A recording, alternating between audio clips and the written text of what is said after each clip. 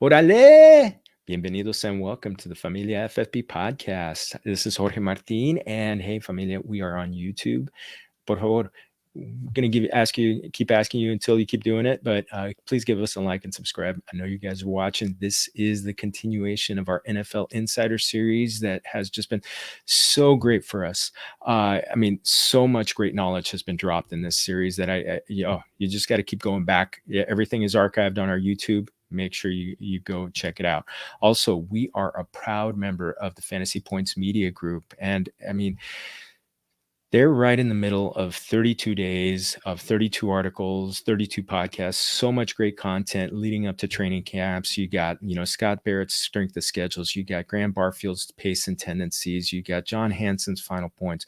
Joe Dolan's doing similar interviews with beat writers. I'm telling you, Wes Huber, there's college football content. Tom Brawley's got betting information. Go to fantasypoints.com. And when you go there, put in the promo code Familia22, or if you want to do it in Spanish, Familia22, get 10% off your subscription. We'll take care of you. I'm telling you, I use this content to make me a better analyst for you. So it's going to help you win your leagues. And Familia, when I tell you that we've been having return guests coming back in droves, I'm not kidding. This was truly one of my favorites from last year. I mean, everybody was my favorite, so don't everybody get jealous. But this was someone who gave me as real and as honest and as detailed a breakdown on a team that we both at the end were just kind of like, yeah, this is not the most talented team, but you know what? She still brought the heat this year. There's a little more talent, and there's another reason why I wanted to bring her in. She and I are charter members of the Earl Campbell fan club. So, and took him horns. So I'm just, I'll do that one for you. Yes. Yeah. Yes. Even though the schools out here are going in the Pac-12 and Texas is in the SEC. So hopefully national championship games are coming out. But yes, I am bringing in someone, she's a writer for the Houston Chronicle, covers the Houston Texans, Stephanie Stradley. She's also a lawyer who gave me one of the most detailed breakdowns last year on a very tough situation. Thankfully, we don't have to talk about it this year. Stephanie, muchas gracias for joining us. It's such a pleasure. Un gran placer, as we would say in Spanish. Thank you for doing this. Thank you for having me. This was a lot of fun last year. It really was. It really was. And you know what? You've had to kind of soldier through some weird situations, but you've got a coaching change this year. Big trade of a quarterback. So now I think things are a little more solidified. But you got Lovie Smith coming in.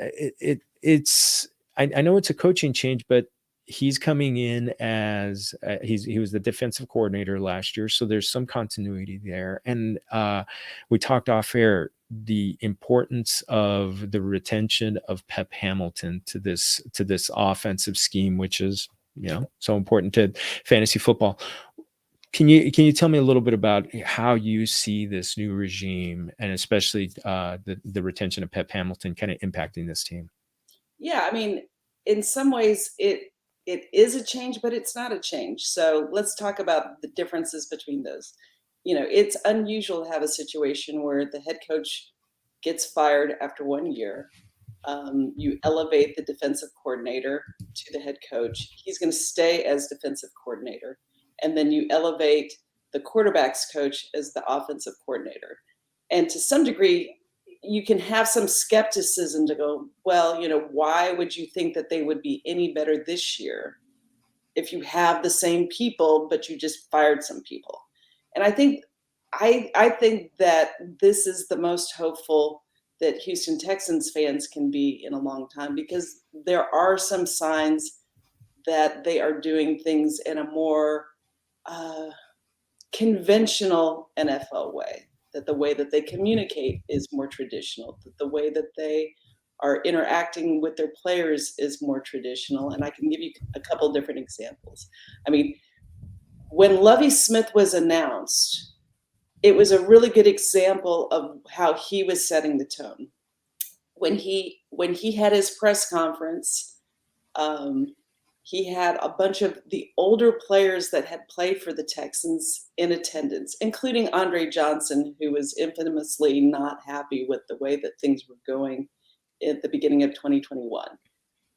A lot of the key players in the past were there, and that is a way of showing respect for the people that came before, but also signals to the players that are there that they value the people in the community. They had he answered all the questions at the press conference, and it was and then had people there after the press conference. There has been kind of an unusual relationship between the team and the press locally that I don't think has necessarily in recent years been very healthy. I mean, I think part of the situation is that nobody likes to be criticized. And there was a perception, I think, by the Texans that some of the criticism was personal. And I think from, I'm not going to speak for all the press, but I think from a press perspective, they're like, hey, you were doing things that are unusual. You were saying things that are unusual. And I think that there's just been a general lack of trust, the Texans had done some things where they were asking people to just trust them, but doing some and saying some things that maybe flew in the face of how people want to see NFL football. And I'm not speaking for everybody, but I'm just saying there's a lot of, it's easier when people trust what you're doing, that they hear you differently. So if you trust what I'm saying, you hear me differently than if you come into it with just kind of a skeptical point of view. So Lovie Smith, the way that he's been interacting with people is just more normal football talk. And, at this point, that's a start because the things that have happened, 2020 was a very strange year. You fired your coach after 4 games, which traditionally is not done. You put somebody completely new at the GM position who didn't have experience at that and had kind of was off-putting to some people. And then you surprise people with the GM choice after you said, this is how we're going to choose the GM. And then you pick somebody off the list. Now, they were entitled to do that, but it didn't seem like the team was being truthful to outsiders. 2021, you went with a very unusual choice with David Culley as head coach. Great guy, but he struggled with some of the key responsibilities of a head coach and really, being the tone setter for the team. And there just seemed to be a lot of different voices that were going a whole bunch of different ways. Well, fast forward to 2022. The thing, I attended OTAs and minicamp. If I didn't know what came before, I would think that this is just a very normal camp with very normal things. Pep Hamilton, is changing the offensive scheme. Now, we don't know exactly what that means, but we did know what that meant with Tim Kelly. I think the approach, and David Culley has spoken to this recently, he was always of the position that he thought that Deshaun Watson might change his mind. I don't know very many people who felt the same way because he didn't believe in what the Texans were doing, and I can understand that. I kind of don't understand into a lot of different things, but bygones. But ultimately, there was never a time during the Bill O'Brien era, which includes Tim Kelly and all of that, where you thought that the offense helped the players. It seemed to be like, here's the play, and maybe it works. The running game doesn't work. It never worked during the O'Brien era. They had a lot of carries, but it wasn't a very efficient, running game the entire time. And sometimes it was completely inept. And so last year, I had no thought whatsoever that they would be good at running the ball or that this offense would be a good offense because it was the same offense that they kept in place with, I guess, the idea that Watson might come back or would feel compelled to come back. this is something new. Now, uncertainty isn't good or bad, it's just uncertain. So at this point, we don't know what the running game's going to be other than two things. Thing one, Lovie Smith says, they're going to commit to the run. And for some people's ears, that means, oh, geez, we're going to run on first down, we're going to run on second down, and we're going to run even if we're not efficient. I asked Pep Hamilton during camp what is meant by that, and he's basically saying, hey, look, if you look at the analytics, the more balanced teams are the better teams, and not just running for running's sake, but more in terms of you have to be able to do it. You have to be able to do it. Now, have there been offenses that have been effective not being able to run the ball? Sure. But the way he puts it is like, we are going to do whatever it takes to get one more point than the other guys. And, some of that's going to be limitations on what his offense is going to be able to do, like just with the players that they have on board. And so to me, at least, this is the most interested I've been in, the Texans offense in a long time. Like, you could have been excited about it with Deshaun Watson, but that really wasn't within the scheme of the offense. Like, the offense was, he holds the ball, the pocket collapses, and then he does some Watson stuff. I mean, it was very interesting at times, but that really wasn't an offense that made the players better. Like, even if you go back a while back, Arian Foster under O'Brien looked like a completely different player, except for when he played under Kubiak, he was great.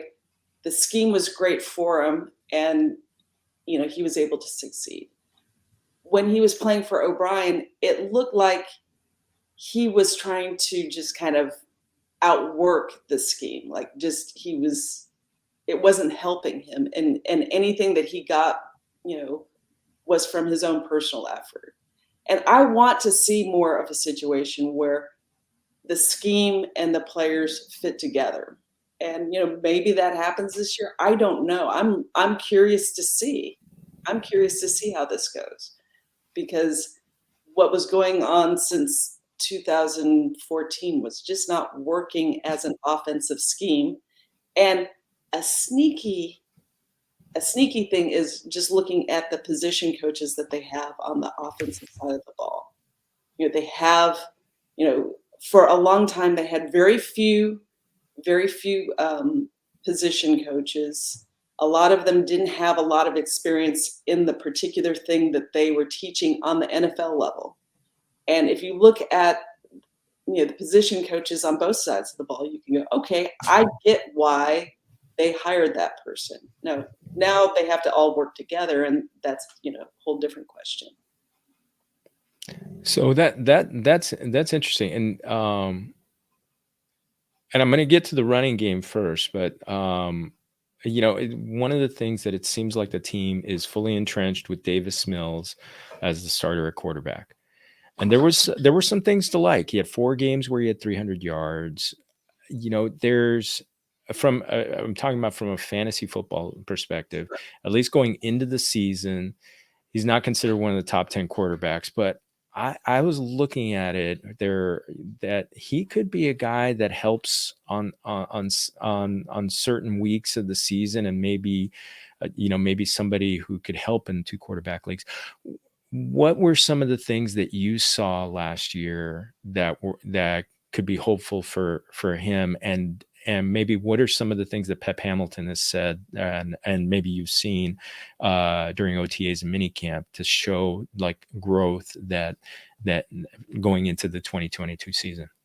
Well, I don't want to get too New England, but it blows me away still that Tom Brady has been in the league longer than the Houston Texans have been in existence. Oh, that's amazing. And I've been around long enough that I remember what it was like when Tom Brady was coming up, and what people said about him at the time. And nobody wants to put that on Tom Brady, but everybody has an origin story, and it's hard to know history as as you're living it. So, like, I'm not going to put Tom Brady on Davis Mills because that's not fair to anyone, including Tom Brady. But I will tell you the things that I appreciate about Davis Mills that may be hard to see on the outside. First of all, he had pretty much everything going against him last year. There wasn't a running game.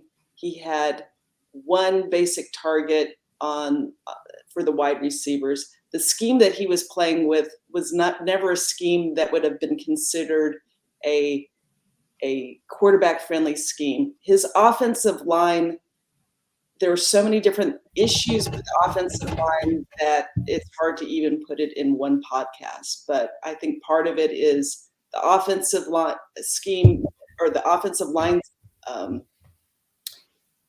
did not work with the rest of the offensive scheme. And then the players were put in positions where they might not be set to succeed. And they were like, we're going to pick our best five. But for years and years, it was just like, okay, we're going to get like a bunch of tall guys. They're probably tackle bodies. And then we're going to put some of these guys as guards, and we're going to expect for them to succeed. I don't think that that's the plan anymore. But like, you had all of these things at play where he wasn't getting much time with the ball. The running game was poor. He didn't really have a lot of skill positions to work with. And he was able to do something with that. I also think that something that could be helpful to them is that Lovie Smith really wants his defense to take the ball away. Well, then that sometimes can create short fields. And so, circling back to the Tom Brady thing, Tom Brady, when he was first starting out, his job was just not to suck, just not to be so bad that nobody could believe in what they were doing. And I think that he has a background where, he has a confidence in himself, but also understands the things that he needs to do. And he has kind of like the right demeanor for the things that he's doing. He's working with players on the side, and he has a offensive coordinator who has a good background in working with quarterbacks. Now, does that all work out? I don't know. I mean, the odds would probably be against that. Like, you wouldn't be foolish to think, well, this isn't going to work. But I mean, the Texans have shown patience for quarterbacks in the past, and frankly, they don't really have any great options. Like, it's Kyle Allen and Jeff Driscoll behind him. Well, maybe Kyle Allen or Jeff Driscoll is the fourth string quarterback that ends up being Tom Brady, who takes over the Houston offense. But they are going all in on this approach, and they're trying to, make a situation to make it better for Davis Mills, to have a running game, to have and it was encouraging to hear, just talking to all the assistant coaches and the offensive coordinator, just to hear kind of just an acknowledgement of other people's reality in seeing things, because last year didn't seem to acknowledge anybody's external realities of, like, you're not being able to run the ball, or or this isn't looking good. It was all like, we're going to just be positive about this. And I think that being positive is a great mental attribute, but it's also it's unfortunate if you're trying to kind of deny external realities or even internal realities, because it gets people not to fix things, or people are afraid to speak up about things because they know, oh, well, this person's being negative. And it's like, no, this is just, it's hard to talk positive or negative talk in my mind, because I get accused of being both at the same time, talking about the same stuff. But I think it's just like, okay, what is the reality? And the reality is there's just a lot of uncertainty, and uncertainty isn't good or bad. It's just uncertain. And, there always is the part where, people turn the corner and come together. But I mean, they have a difficult time because, as a GM, as a head coach, it is much easier to have a turnaround if you have an established quarterback. It just is. then it makes all your choices better because the quarterback makes everybody better. Now, is Davis Mills that guy? Well, I mean, in 2022, that's what they're choosing to do, and the whole Houston Texans season is how good can this offense be all together, and not just Davis Mills, but all together. And they have some things working against them just because it's a first year in a scheme. It's a first year with a lot of these people working together, and this is their quarterback, for better or worse. And we're going to find out what that is. And one of the things I mean, we are gonna find out, because year two is usually it's almost like a sink or swim year. I mean, Josh Allen kind of exploding in year three is very rare. It's usually, if a quarterback's going to be great, it's going to be in year two. So, And the complicating thing for me looking at this is a lot of times, like draft analysts will only look at the player. And to me, just holistically, I can see of situations where players just never really had a chance because the players were held to higher standards than the coaching staff was.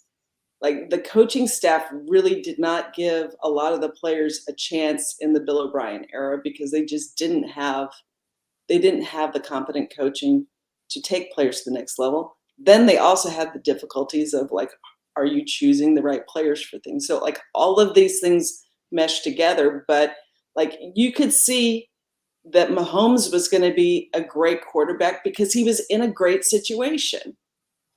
Is the Texans a great situation now? Maybe it is, because Nick Caserio has a track record of being able to pick players both in the draft and try to, like, develop a whole roster, because so many years at the Houston Texans, you could just look at the roster from top to bottom and go, well, maybe this will work if so-and-so doesn't get hurt and this player doesn't get hurt, but you don't have depth. I think the thing that he's working on right now is creating some sort of depth and trying to get a coaching staff together that can put together an NFL quality offense and defense. you mentioned the draft, and one of the players that's been very intriguing in the offseason in the fantasy football community is Dameon Pierce. And I even asked you on, via Twitter a month or two ago about thoughts on him. The incumbents are Rex Burkhead and Marlon Mack, both veterans. Marlon Mack is a couple years out from an Achilles injury, which has usually been, kind of like a death knell for running backs. Rex Burkhead's on the other side of 30 when most running backs don't see.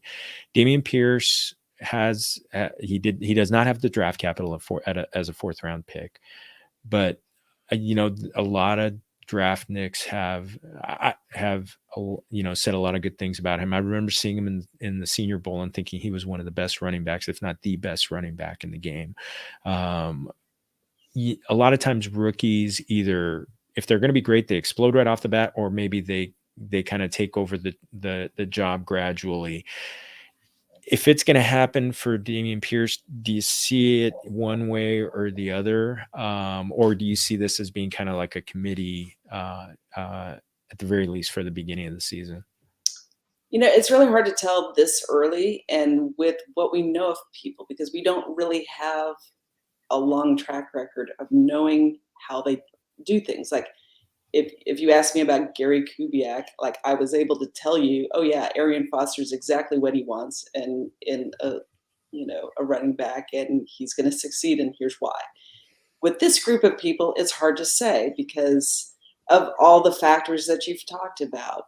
Last year they tended not to want to give a lot of playing time to rookies early. Mm-hmm. That was just their point of view. I am not sure that they have kind of that almost negative attitude towards young players. Like, if you can play, you can play.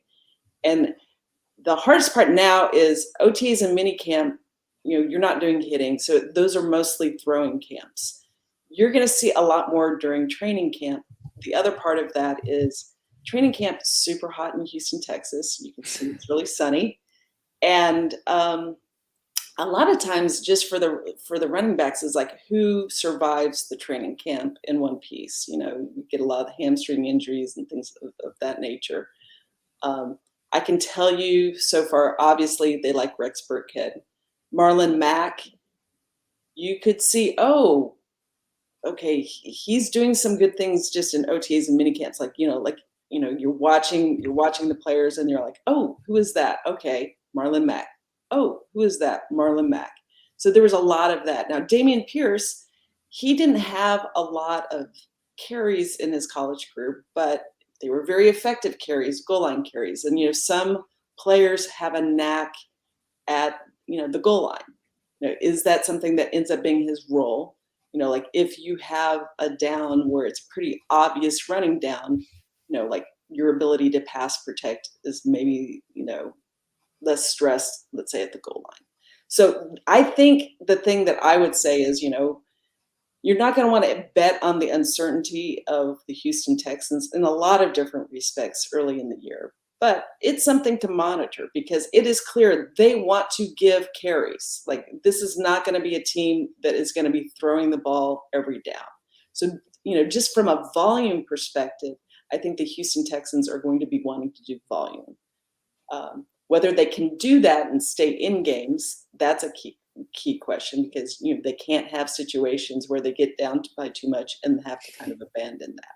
But I do think that one of their approaches is going to be to try to keep their defense fresh and stay on the field and be effective at the running game. Ideally, that's what they would want to do, not to put too much pressure on their young quarterback. Now that's easier said than done, but I mean, I think that's what they want to do. Like the Texans defense last year did some pretty great things in short periods of time and pretty much held up the team at times, but they fell off in the second half of games just because they gassed. If the offense can't stay on the field, then at some point the defense just falls apart, can't keep up. And so I think they want all three phases of, I mean, I know it's trite, but all three phases of the team to make their contributions. They can't have a situation where it's run ineffective, third down is long, and Davis Mills has to throw the ball. Like, I don't think that that's what they want. But, they have to get a lot of things together in a short period of time because this is a new offense. It's a lot of new players. And, that puts a lot of pressure on them to get things right quickly. And, it may be an evolution for that team where they look one way early in the year and a little differently later in the year. Now, I would doubt that they would just have one workhorse guy because that's not the sense that I get of how they like to do things, but we'll see. Yeah, and you mentioned the New England way. The New England way is never to give it to just one guy. I mean, Yeah. maybe one guy has a big week this week, and then the next week it could be just someone totally different. So, But I mean, I think that this is Lovey and Pep's football team. Like they are dictating what they want to do from football perspective. Now they can only deal with who they have on the roster and who is available for them, and we'll see how that goes. I'm curious to see like if they can actually have a running game that makes sense, that looks like it makes sense. Like really, this is the year. Like, can they just do things in competent ways that are consistent?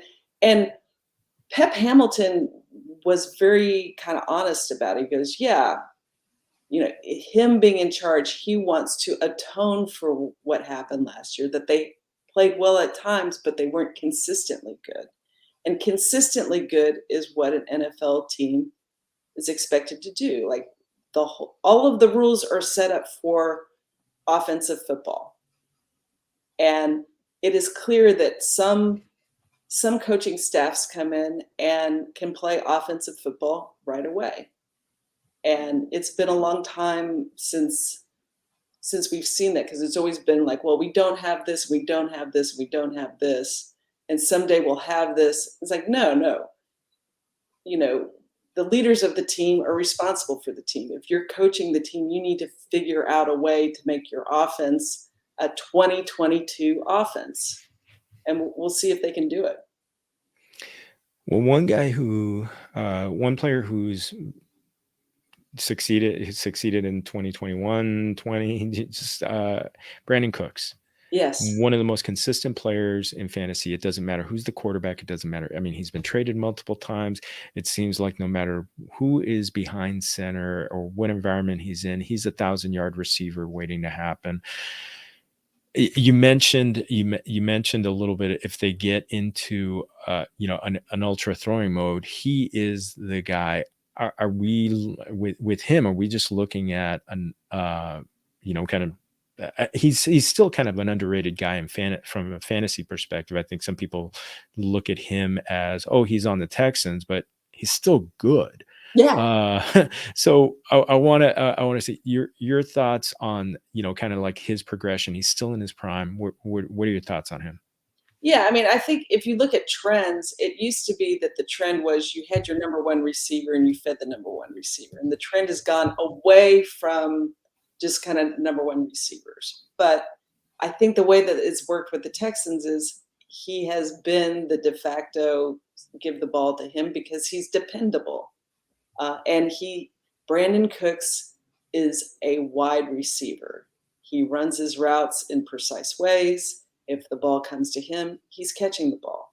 Now, those things seem very elementary, but there are athletes and then there's wide receivers. Like Andre Johnson started off as an athlete, and by the time that he retired, he was everything that a wide receiver can be, And so Brandin Cooks is a wide receiver. He can do all the wide receiver things, and they have a lot of players on their roster at the wide receiver position that are just they're not at his level. Now, can they develop into his level? I don't know. But I mean, a part of it is just the precision of routes, and if the ball comes their way, they catch it. And Nico Collins is a player that a number of people are identifying as he's going to be the breakout player of next year or this year. And I think part of that is the recognition that, for some downs, you might want a bigger body to throw the ball to. And, he's had some moments with Davis Mills and they came up together. So, I could see why people would think that. But really, all of this comes back down to, do you have an offensive line that can defend, pass protect well enough? And is this offensive scheme going to put the players in the best positions? And, we'll find out. But I mean, the things that we're hearing from camp sound good. Now, the performance at like mini camp and OTAs, you could see a lot of learning going on. Like it did not look like, year 4 of a scheme. Like I wouldn't expect it to look like that. And they have kind of acknowledged that, hey, look, we're working some stuff out in camp and don't read too much into it. But I mean, they have it's not that far before, the first preseason game. They have a lot of things to work out. But, I think Brandin Cooks is as much of a lock as you can have because, he's succeeded in circumstances where he shouldn't have succeeded, other than the fact that he is just watching him on the field better than the other players. But then part of that is, not everybody has been able to play at wide receiver yet, like Michi. That's the thing. He got injured late. He got injured in December, which usually I think the minimum for an ACL injury is 9 months. I know in talking to a medical expert about Mechie and Jameson Williams, since they both got hurt late in the season, he's more comfortable saying with 10 months, but really 12 to 15 months to consider them healthy. With him, are we kind of looking at almost like a redshirt season, considering that he got hurt in December and like 10 months would be October and 12 months would be the next December, which is most of the season? Yeah, It's hard to say that because clearly that's not what Mechie wants. Hmm. I think he wants to be out there. I mean, you can see him during OTAs and mini camps, basically getting mental reps.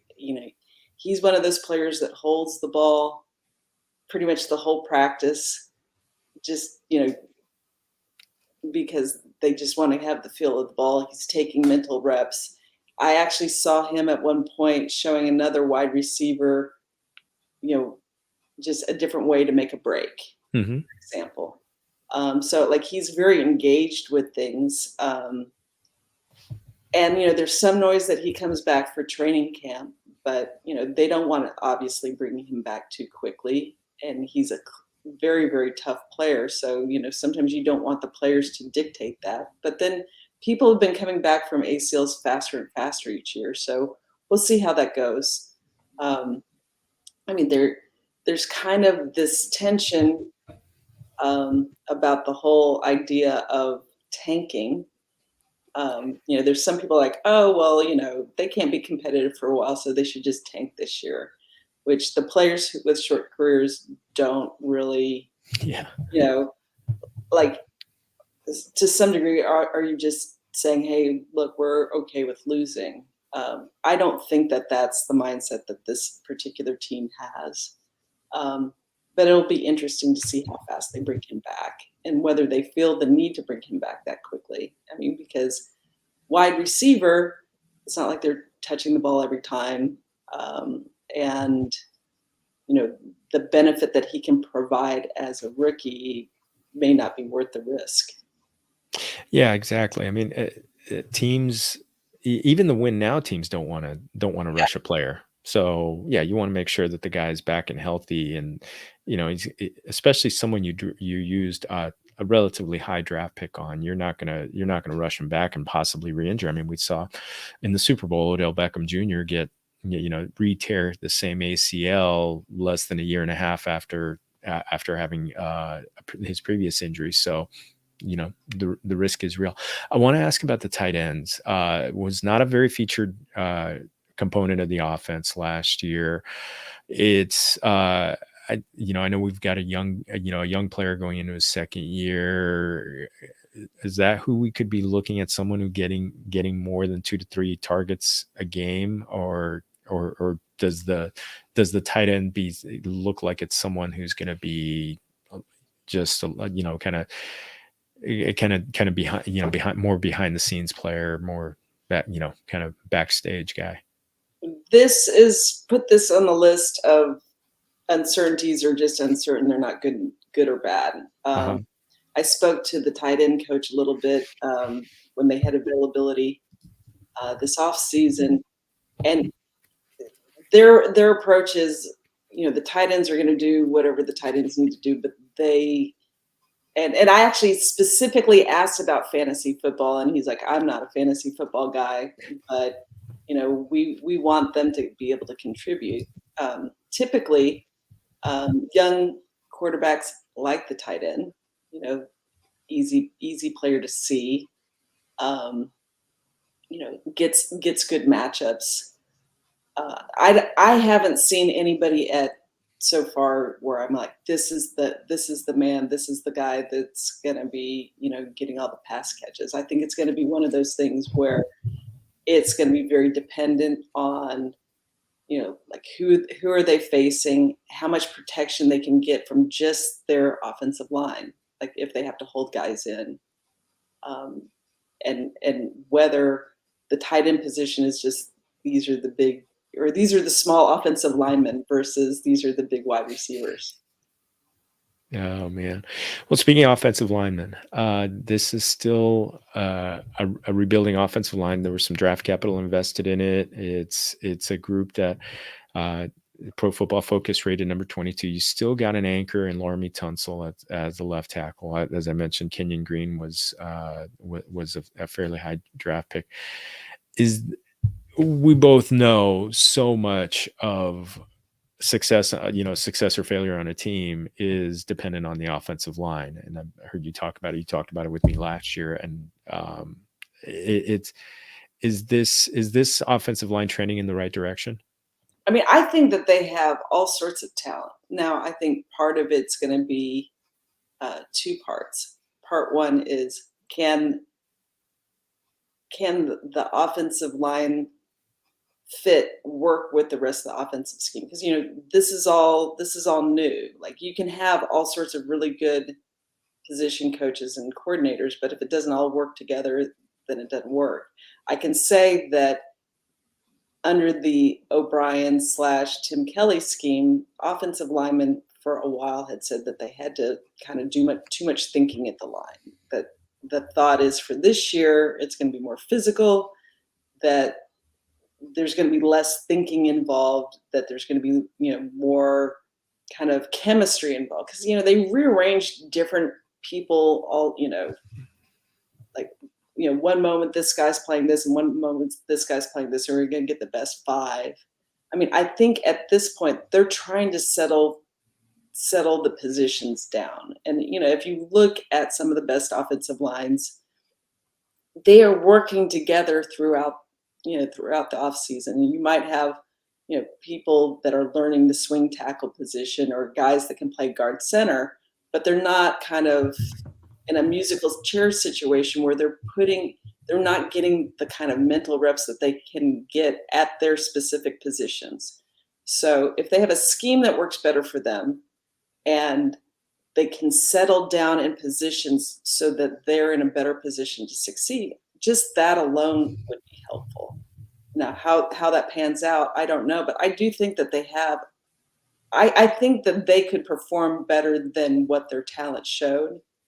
I wonder some at the center position whether that's Mhm. going to be sufficient, because it's not great to have the center of the line cave in, and the center guard play at times was a misery. I mean, that's not something that you're going to want for your quarterback play, but we'll see how that works. That is also on the uncertainty list, but uncertainty in a good way. Like we certainly knew last year that it was likely not going to look good because the scheme was the same and they were moving guys around. This year, they're doing things that seem more football normal, if there's a way of putting it, more conventional. I mean, conventional doesn't necessarily mean good, but from my perspective, even if I disagree with what somebody's doing, I like to understand it. And if I don't understand it, Mhm. then I'm like, okay, you're doing something that hasn't been working, and you're continuing to do this thing that hasn't been working. And maybe that's kind of a sensitivity to it. Like O'Brien did things a certain way, and he came from the New England side, and then you had Nick Caserio kind of saying some of the same language. And I sometimes wonder if they were trying to make, the offensive line coaches were trying to make kind of these directives on high work, even though it just really put players in a bad situation. Yeah. Should players be able to play multiple positions? Sure. But, at some point it becomes a jack of all trades and a master of none. And you need to make sure that this guy can play this position at a high level, at a starting level, whether it's on this team or any other team. And if it's somebody's like, well, you value him because he's versatile, but he can't play any of these positions, well, then that's a problem. So I want to jump to the other side of the ball from the standpoint of this was a team that really defensively teams were able to attack both in the run and the pass last year. Uh, they invested some draft capital, definitely Derek Stingley in the cornerbacks. Sometimes cornerbacks can take a little while to kind of come in, come in and become more established in the NFL. Is this still a defense that's kind of a work in progress? You know, I thought they were going to actually be worse than they were last year, just because of who their personnel were. Like you Right. looked at the wide or the defensive backs, and you're like, really, you're going into the year with this, and clearly they didn't have the consistency they wanted. And there were always times where they would kind of pick on the weak links. And I think part of what this offseason's been is kind of dealing with some of the weak links, trying to get some grown ass guys on the defensive line, just to kind of give the defensive backs a chance. If you were trying to come up with a cloning machine of what Lovie Smith wants as a defensive back, it looks like Nick Caserio is building it, because if you look at them as a group, like just look at the roster, it's like big guy, super fast. And I was actually pretty impressed with, some of the coaching that they had done at that position last year with the talent that they had. So let's say you increase the amount of talent you have on defense. If you can just get the offense to stay on the field and give them a chance to breathe, this defense could actually be something.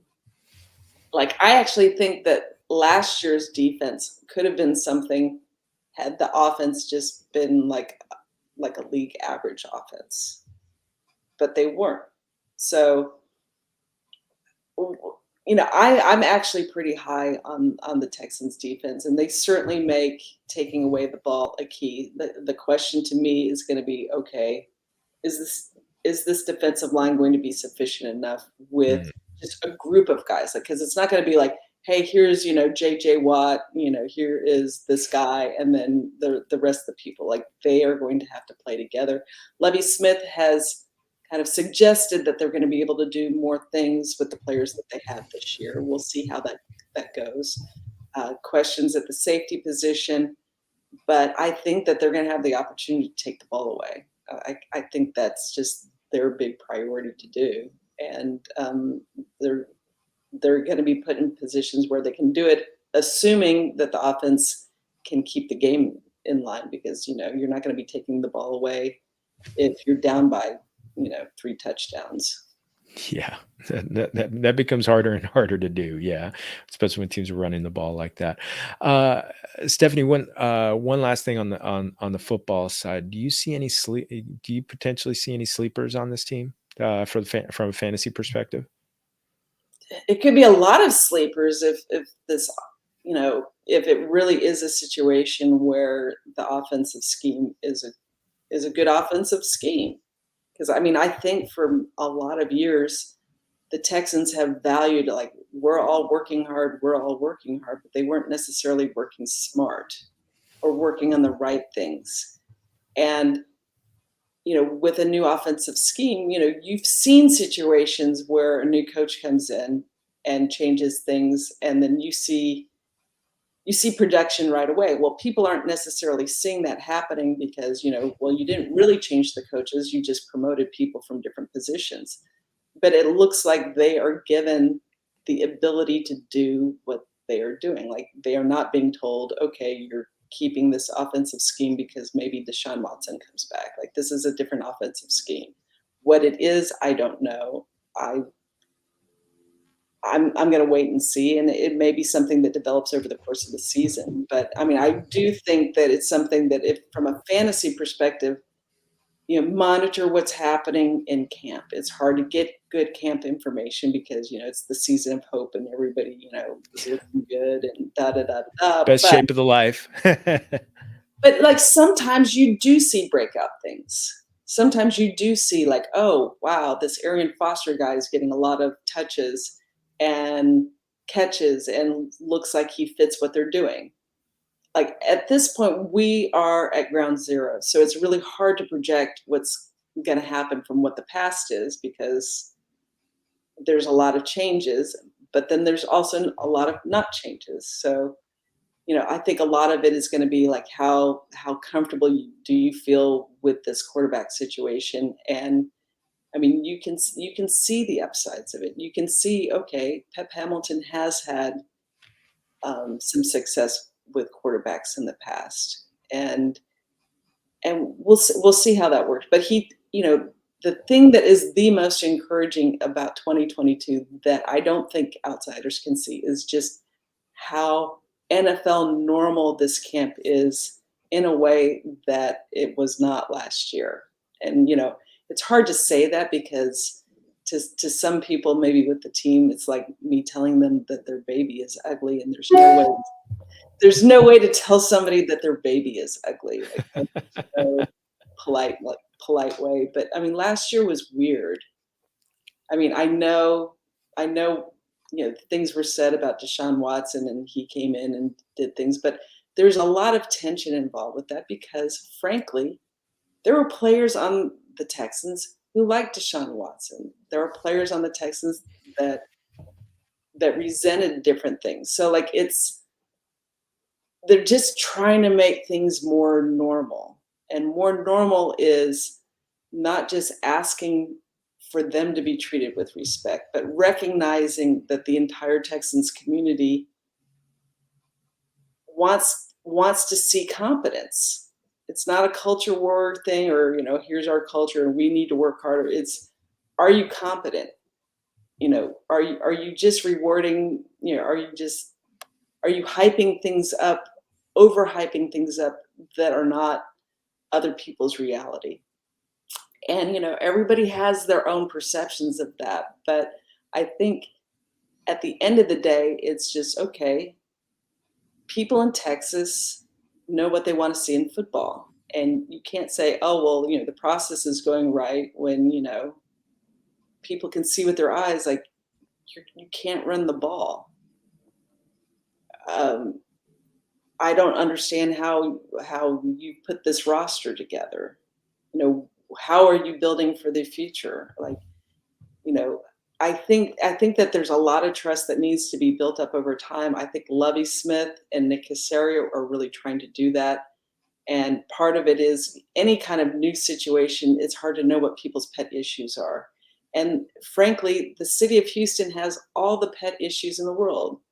They lost a team to an owner who treated them very in the worst way that you could treat a fan base that had been loyal for a long time. Like, they lost an entire team. They've been incredibly patient with quarterbacks to a degree that sometimes was not warranted. They've been incredibly patient with GMs in a way that probably wasn't warranted. And so people have kind of their pet issues, and then they see things through that prism. And, at some point, 2022 is the reset button. Every year is different. This year is very different. And so we don't know what that's going to be, but it's more interesting.